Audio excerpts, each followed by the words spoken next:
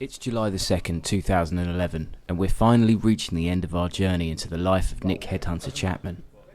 We've seen the way he conducts himself within the public eye. We've seen his training routine. We've witnessed his psychological preparation. We've even seen him work with the local communities. It's been a fantastic journey for me, but now the time's come to put all that hard work into practice and fight for the UK1 Light Heavyweight title.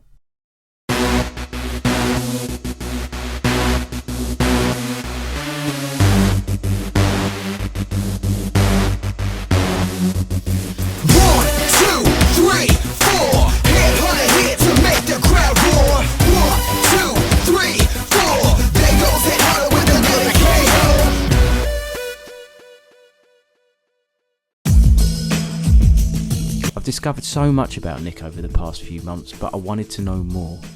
So I invited him for an interview to gain a better understanding of what makes him tick, both as a fighter and as a person. So, what was it like for you growing up as a child? Growing up as a young lad, it's funny because I come from a really a decent background. I mean, my parents both worked hard, they'd never been in trouble. They never drink, they didn't smoke, you know, it was a good upbringing, but I don't know, something inside of me was different than the rest of the family, angry, aggressive, I don't know why.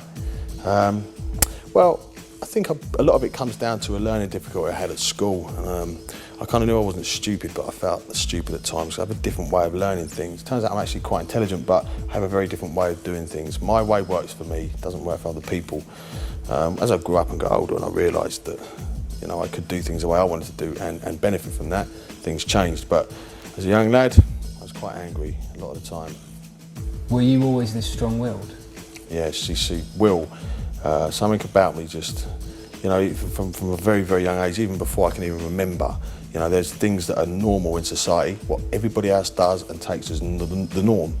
And, you know, at the age of 2 years old and 4 years old, I'm kicking the system straight away, and to the point where I'm just, I mean, I don't remember this, I hear the stories from my parents, but, you know, for example, the swimming and the armbands thing, first time I ever got in the swimming pool, I'm two and a half years old, and all the other kids are wearing armbands, everyone's wearing armbands, that's what you do. You start swimming, you wear armbands, and I'm not having none of it. As a kid, 2.5 years old, I'm seeing that as a sign of, like, a type of weakness, and I screamed and screamed and screamed. I wouldn't wear them armbands, wouldn't get in the pool, until they took them off me, and I'd done a whole length. Done the same with the stabilisers on my bike. So I think will is something inside of me which I can't control. I just have to do what I want to do the way I want to do it. You've made no secret that you have had a troubled past. Can you tell me a little bit about that? Yeah, I think it all escalated from school. I hated school. As I say, I was in classes where I didn't understand this, why I couldn't use my methods to learn the way I wanted to. I had to follow some strict routine which didn't work for me, and I got to the point where I would much rather just be thrown out of the class and slung out of school. I could just get on with my own stuff. It was easy for me to deal with that than have to sit in a classroom with people and teachers calling me stupid, which is not true. But anyway, I think it all escalated from that, and as I got into my teenage years, I just developed this anti-authority approach, and I just put myself on a path to destruction, really. I was a nuisance. I was always looking for trouble. I never started trouble, I've never been dishonest, I've never been a thief or anything like that. But what I was a very angry young man that was very up for the fight if there was a fight that was coming my way. And again, I was never a bully, I never started fights, but I would be looking for trouble. If it was there, I'm right up the front usually, getting involved. So what made you give up your old life and work towards what you're doing now? Yeah, interesting question. I think I got old and a bit wiser, but I followed a path, and I was always involved in trouble and all this other nuisance for many, many years. And I didn't know no different. All the people I'd kept company with were the same. And all of a sudden, I mean, I met my wife, Karen. Things changed. I mean, I felt like a different person. She showed me, you know, love and respect, and it was like a whole new world of feelings. And it made me think, wow, there's a lot more to life than what I've been doing for the last 20 years, 25 years. And it was like I was being torn apart. You know, part of me was this way, yet when I'm with my wife, at the time she wasn't obviously my wife, but I felt completely different. It was like, these two people can't combine. So it was like, something was being ripped out of me, which was good. I mean, it was like my soul was being cleansed just from the feelings I got from being with my wife. What do you think are the positives that you can take from that time in your life? See, as much as my life, for many, many years, I was a troubled teenager, say, a problem youth. I mean, I was a nuisance at times. You know, if I look back at all those years, I wouldn't say that they was a waste, because what I've taken from them is many positives. I realised exactly which point of time in my life where I needed a certain type of role model, and I identify that, and I know exactly what I needed when I needed it. And I actually use that experience now to help others. So, you know, young lads with aggressive tendencies, even kids with sort of learning disabilities, things like that. I now know what they need, and I know exactly what point and how to relate to them. You know, I'm not someone coming to them saying, you mustn't do this, you mustn't do that, in a suit that's never experienced trouble in their life, because you're not going to listen. That's what happened to me. It never worked. I needed a role model. So I think the fact that what I do now, certain kids look up to what I do as a sport, and then straight away I can connect to them on a level. And, you know, I'm asking them nicely, and I'm telling them how I've suffered in my life by going down the same route, making the same choices that effectively they are doing today. So, you know, I don't look at that as a waste of time. If I can use those experiences now to benefit and touch the lives of others in a positive way, then as far as I'm concerned, that's all a learning curve of life, and I'm not looking back. I'm just constantly looking forward now. So I've learned a lot from my mistakes. So what was it, or rather who was it, that inspired you to become a professional fighter in the first place?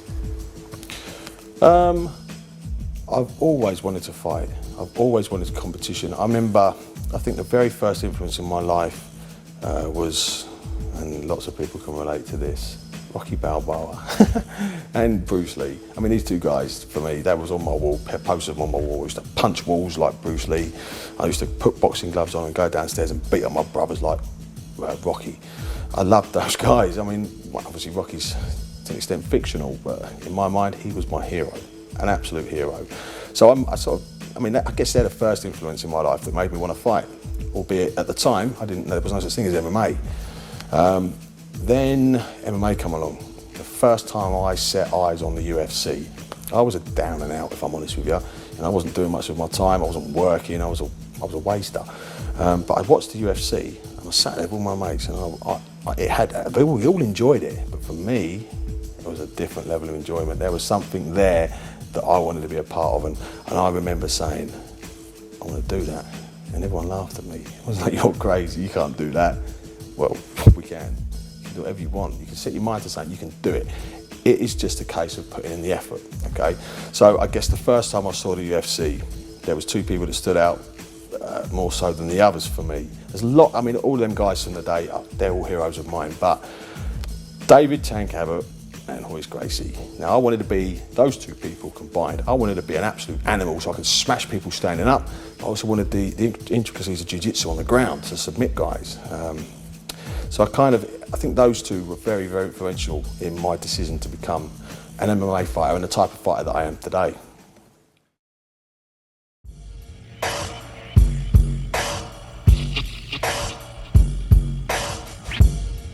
It's Saturday the 2nd of July at the Mountbatten Centre in Portsmouth, and Nick's preparing to take on a very tough fight.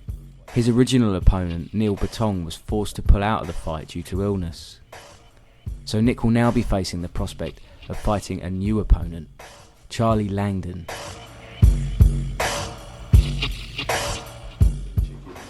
Oh, do you know what? I was so hungry after the wake up.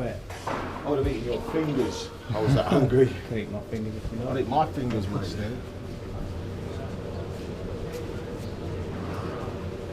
I was going to say your film crew were looking good. How you doing?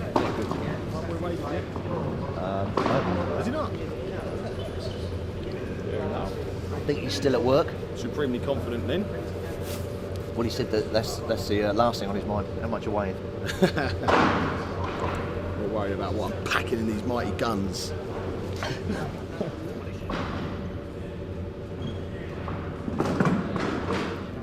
Medics will be here at 3 o'clock. There'll be a rules talk at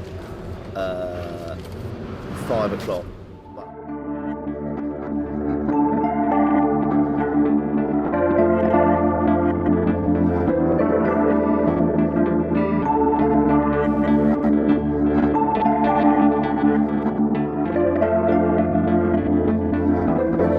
this is my playground tonight. I always like to come in the cage and have a little look around before the fight. I kind of get myself in the zone and work out exactly where I'm going to smash someone's face in. My playground, what can I say? Love these things. Hold on tonight, I'm ready to go now.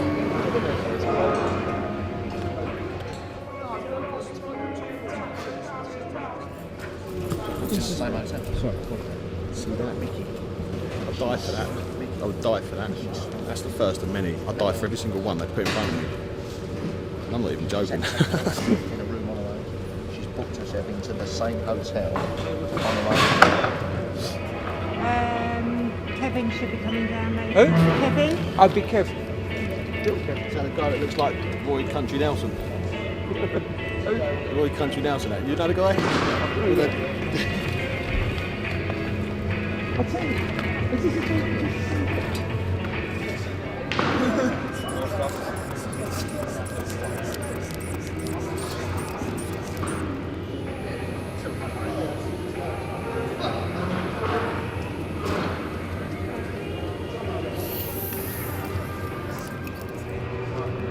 Are you on any medication? Nope. Are you allergic to anything you know? I'm not allergic. It's on fire now. How many fights are we up to now? 3-0. 30. Three Okay. fights. I want you to tell me the story about your first fight now. How did it feel when you were matched up? It's funny, the first fight, I mean, I'm training at a camp, and I'm saying to my coach, there's prize fighters, and I was talking to Solomon Raja, I was like, so I want to fight.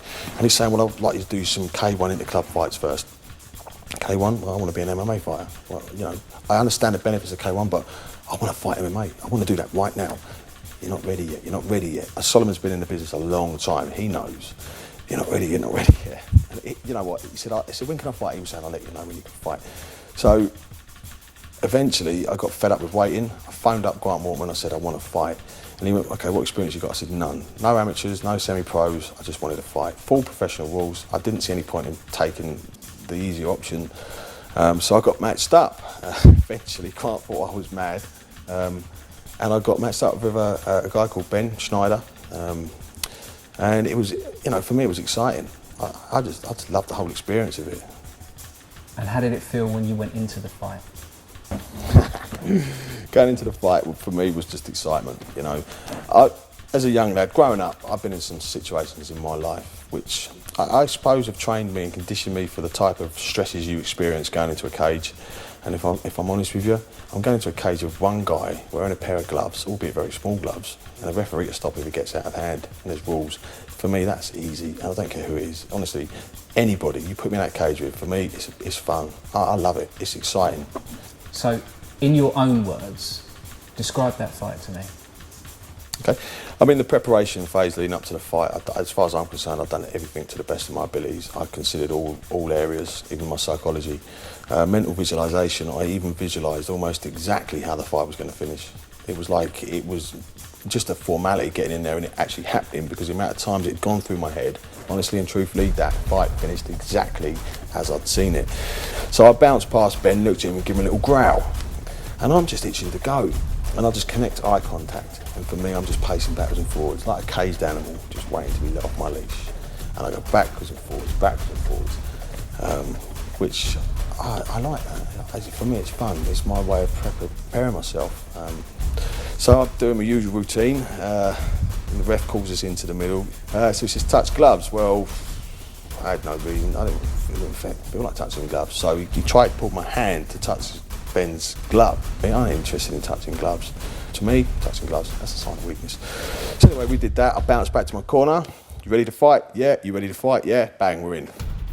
I took centre straight away. I noticed immediately that he started making circular movements, throwing a few shots. Now, I initially went into the fight wanting to strike, and you can see, if you watch it, as we sort of got close into striking, I realised he wasn't going to hurt me at all with his strikes. It just wasn't going to happen. And I wanted to grapple then, all of a sudden. So I actually allowed him in with strikes. He picked me up, but I managed to trap and secure a leg.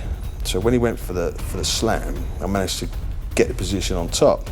And I literally had him pinned. I knew it was just over then. Literally, it was a case of throwing some shots in. So I put 3 into his head, couple into the ribs, and the referee went, "We're not having no more of that." And that was it. That was all she wrote. 32 that seconds. Guy deserves to be on Cage Fighter, as I'm aware you commentate with me on that. Well, that was a cracking performance from Nick Chapman. It was over a bit soon. I'm sure the crowd wanted to see more of him. Okay, you just mentioned your fans. Tell me a little bit about your fans. I think it's safe to say that your career is very new. How do you think you've managed to gain such a large fan base in such a short space of time? That's an interesting question that I get asked a lot. I mean, considering I've had 4 fights, obviously I've won them all, finished them quite quickly, and none of them gone to decision. You know, I feel like I'm displaying certain skills. I've got a lot to do. I'm working on skills. But in terms of a fan base, it's unbelievable, the following, and it's just growing by the day. People are getting on board with a headhunter, you know, personas massively. I don't know why. I get lots of people feeding back. I mean, fan mail and people sending well wishes, messages and stuff. It's unbelievable. It's amazing. I can only put it down to the fact that maybe it's entertaining to watch me fight. I like to believe that I can entertain if necessary, albeit my ultimate goal is to win the fight. But also, I feel that I'm doing a lot of good things. I'm representing the sport well. I'm trying to make up for my mistakes as a young lad. I'm trying to use them mistakes as a positive to make a difference. So I'm doing positive things for the sport. And I think, you know, as well as that, I've always got time for my fans and supporters. Any single person that sends me a message or any sort of support or well-wishing, I feel obliged to make sure that they know exactly how appreciative I am. Because, you know, the best fighter in the world, if I would even be the best fighter in the world, if I'm just an arrogant, egotistical maniac that shows them no respect whatsoever, you're not going to go anywhere, are you? Because I am only where I am today because of the support that I get. Every single person out there that gives me that support, they make me what I am in terms of, you know, a figure of MMA.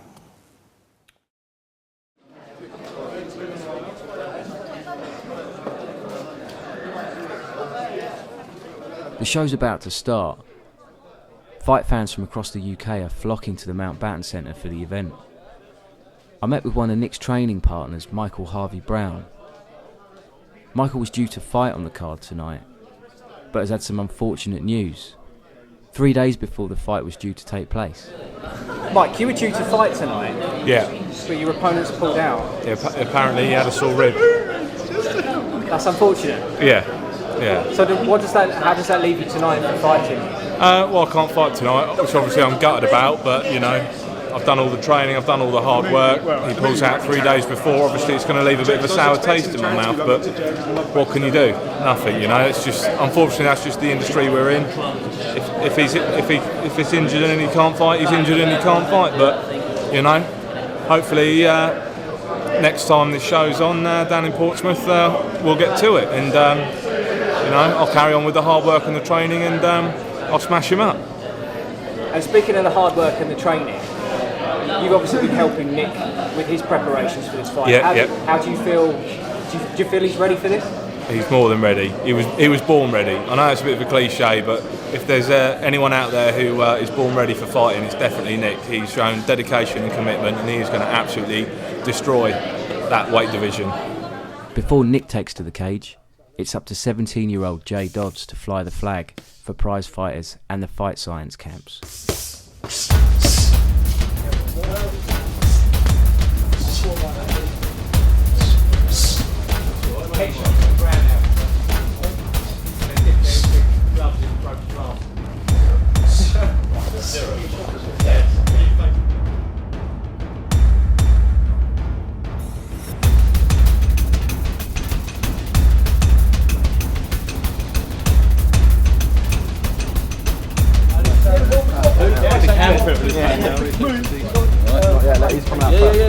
Should we shut the door? Can you come past? No. You've got this.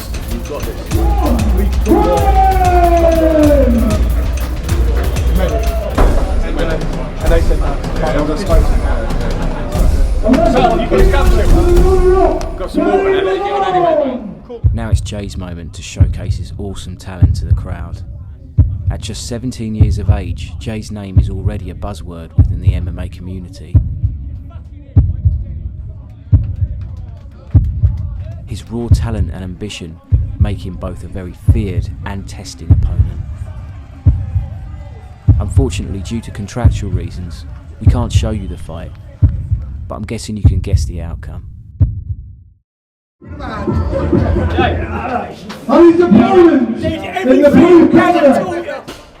What was the time? I don't know. I'm so happy. I don't know, man. That was awesome. Well worked for as well. I don't know, enough time. Do you know what though, mate? Yes! Get them wraps off, mate. I'll tell you what, mate. It was sweet. You've got hands on you. I thought you with some as well. You caught me and just carried on. Bar kick under Mate, there. you've done good. Jake, just quickly, tell me now, how do you feel? Oh, I feel unbelievable. I actually can't believe it. Is that that's not sticking in, is it? What's a knockout? Jake did everything anybody taught him. Oh, That's all I'm going to say. Stop getting them. Nick's arrived at the venue to get ready for the fight and has already been met by fans and well-wishers.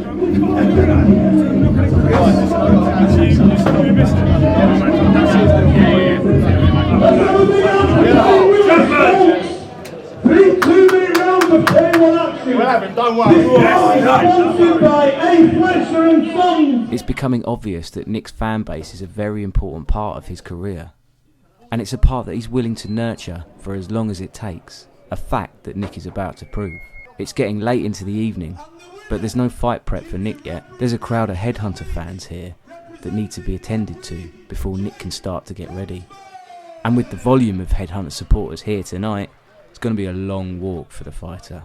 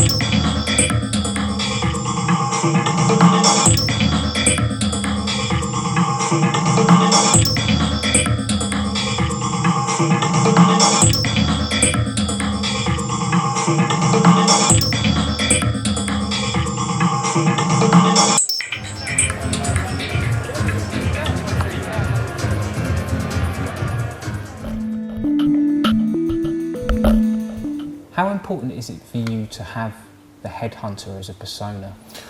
It's funny because the HeadHunter started as a nickname. Effectively, I got nicknamed it in the gym, and it's not a positive nickname in terms of kickboxing. I'm always hunting for the head. I'm trying to hit people in the head, and that was when I very first started. I just got nicknamed the HeadHunter a couple of times, but I liked it, had a ring to it. So I kept it. And, you know, my first fight, it was a nickname.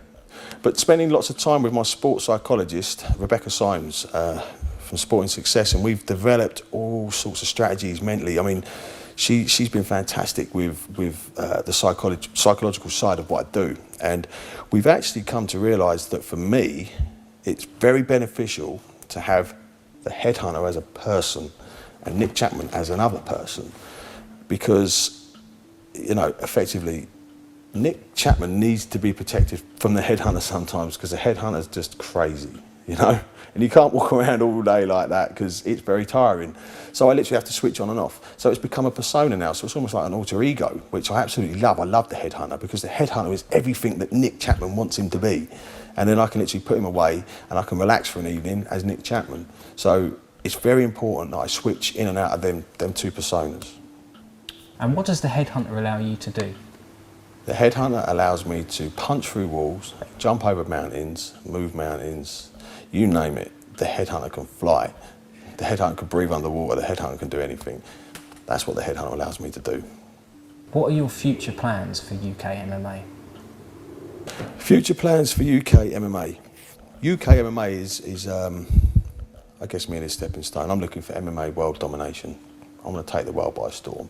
And if I can't do it as a fighter, I'm certainly going to do it with my company, Fight Science. I'm going to research, develop new training principles for MMA. I'm going to research and develop all sorts of principles for MMA. I'm going to make sure that the sport's governed you know, with the help of Harley Street, which are some of the world's leading sports scientists, we're going to be doing groundbreaking research for MMA. I'm going to take MMA in the UK to a whole new level. We're going to apply scientific principles and measures to MMA athletes, because I think currently there's a lot of people that misunderstand strength conditioning for athletes. It's a necessity, not some silly circuit that has been going on for generations in the, you know, the jungles of Thailand. You know, fair enough, them principles work, but science is proven. So, you know, I'm going to do things for MMA that's never been done before in the UK. I'm going to take it to a whole new level, really. Back in the dressing room, and it's time for Nick to get himself mentally and physically prepared, with the help of his coaches, Andy Roberts and Solomon Raja.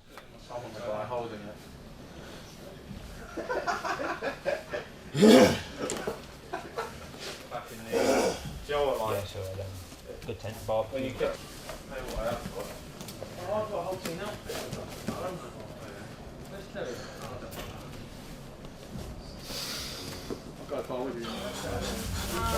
Sam, can you go get the medics for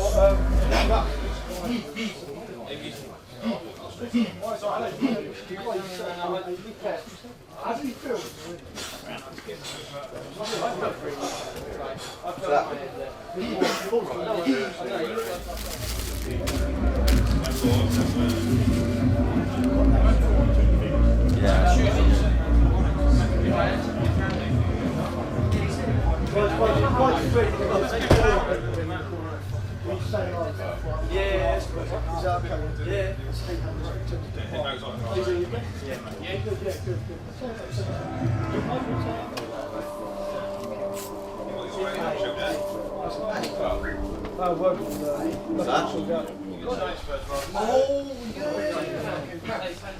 Just hope it's all YouTube.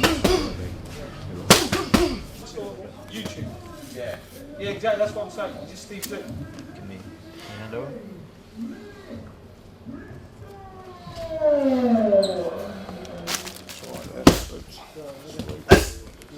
Cool. Good. Yeah.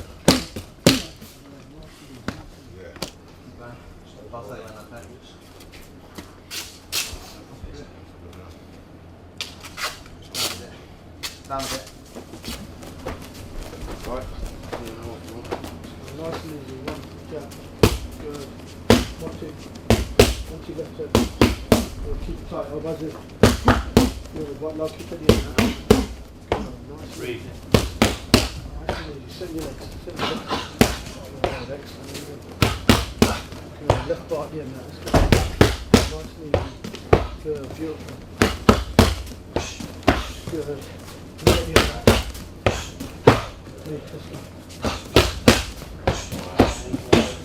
Beautiful. Good, here you go. Good, let's go right hand. That's it. Left hook at the end now. Good, here. Right now at the end now. Good, beautiful.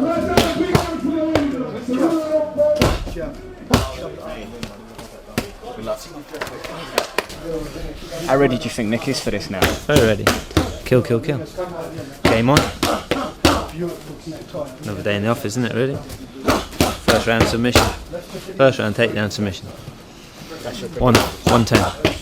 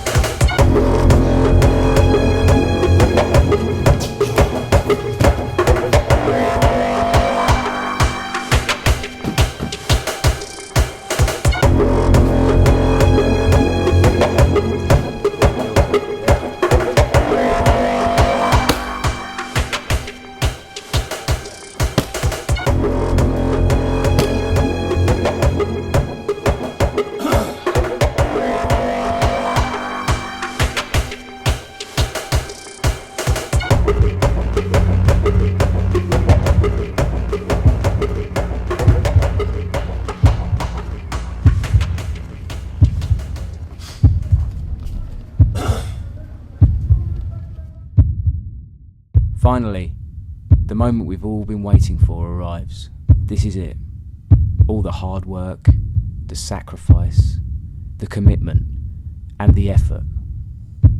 It's all come down to this one moment, this one opportunity to set into the cage as Nick HeadHunter Chapman, the warrior, and leave as Nick HeadHunter Chapman, the champion. And his opponent in the blue corner, representing prize fighter and fight science. Come on, let's hear some noise! Nick, the HeadHunter Chapman! Stay tight.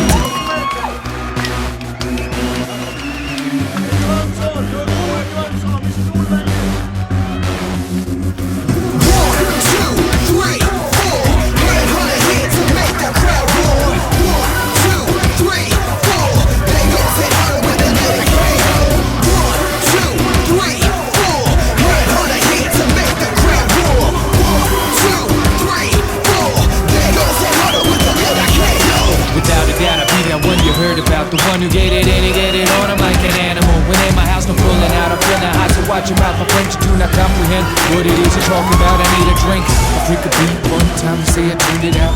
If I did, then I did what you worry about. I see you standing there looking tough, what's that about? We both know you gon' turn around and walk it off, so cut it out.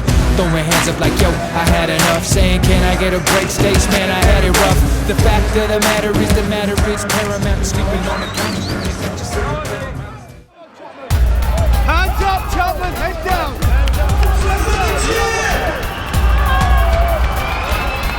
Hands up, hands up! Hands up, Nick! That's it, good! Hips down, hips down, hips down! Hips down, Nick, hips down! Right shoulder, knees to the side, knees!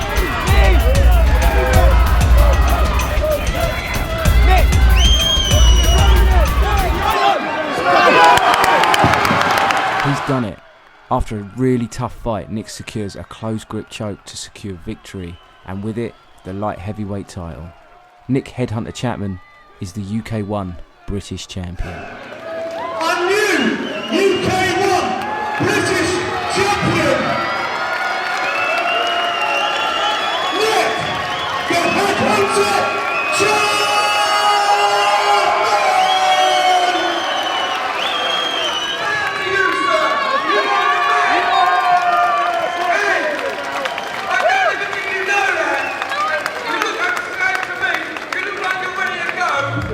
Yes, Tom. Yeah, buddy.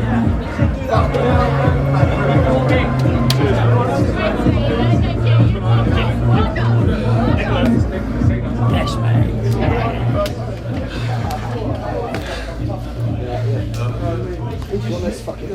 Oh, look at that! Sexy. Yeah, baby! What's it like to be a champion? It feels great to be the champion, but if I'm honest with you, the preparation I put in and the work leading up to it and everything that I did and the way I stayed motivated and fixed on my goal is what really counts. I think the outcome is merely just the sum of my efforts, nothing more. Unfortunately, the guy that I was lined up to fight pulled out very close to the fight. So I ended up with a guy called Charlie Langdon, who, if I'm honest, I've got the utmost respect for Charlie because, you know, he's a relatively young lad. He's had some fights, he's quite handy, but he took the fight on short notice. So fair play to him because that took some balls, really. But for me, it's about defending the title because I don't think you're a champ until you defended your title, you know. I want to make sure no one takes this from me. Then I can say I'm a certified champion. I'm looking at the UCMMA title as well, the light heavyweight title, and one day hopefully my ambition is to get to the UFC. You know, I've still yet to prove myself as a certified champion in my opinion, and this is just hopefully just one of many titles that I'm going to win. Okay, finally, is there anyone that you would like to thank? Is there anyone I'd like to thank? Well, I knew that question was going to be asked, so I started preparing a list, and the list is extensive to say the least.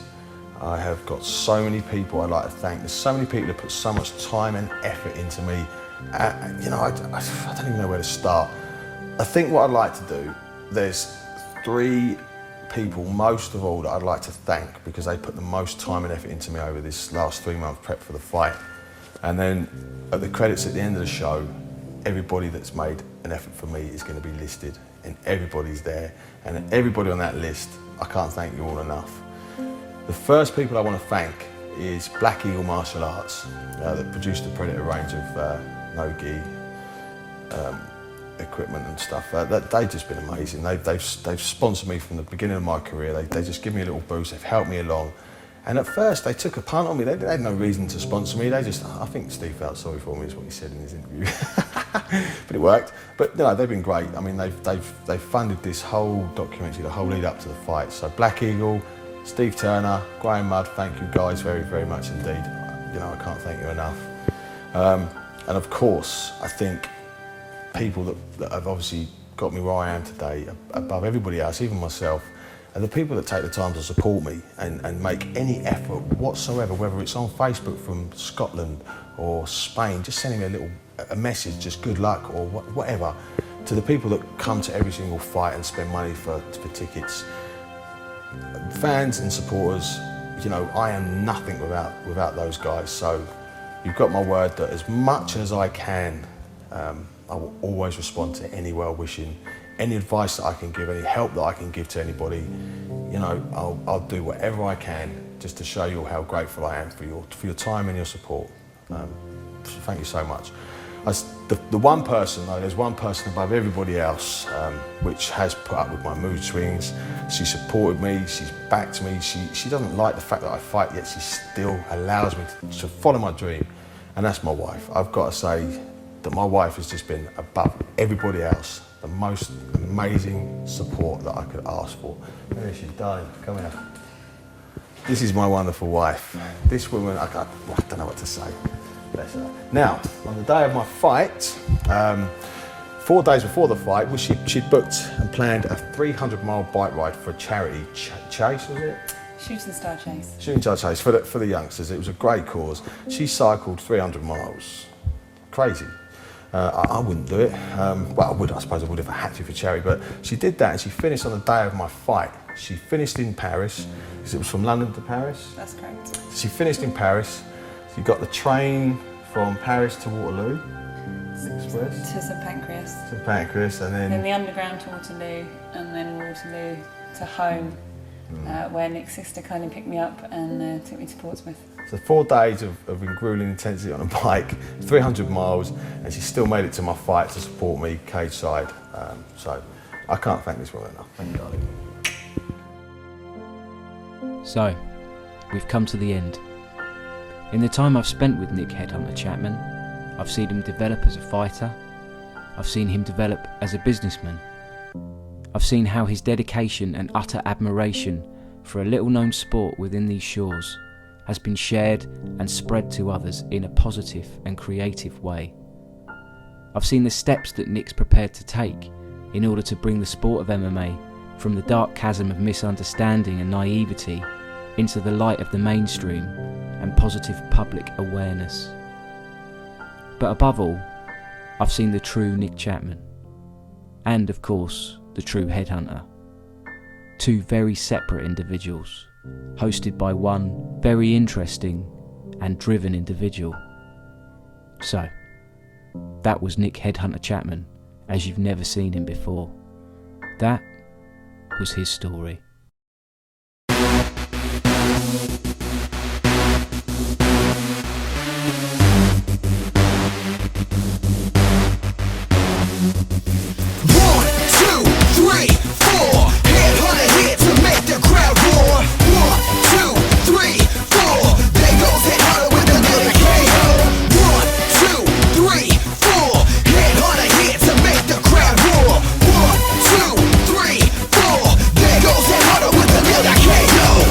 Doubt I'll be that one you heard about, the one who get it in and get it on. I'm like an animal when in my house, no pulling out. I'm feeling hot, so watch your mouth, my friend. You do not comprehend what it is you're talking about. I need a drink, a freak a beat, one time to say I turned it out. If I did, then I did. What you worried about? I see you standing there looking tough. What's that about? We both know you gon' turn around and walk it off, so cut it out. 1, 2, 3, 4. Headhunter here to make the crowd roar.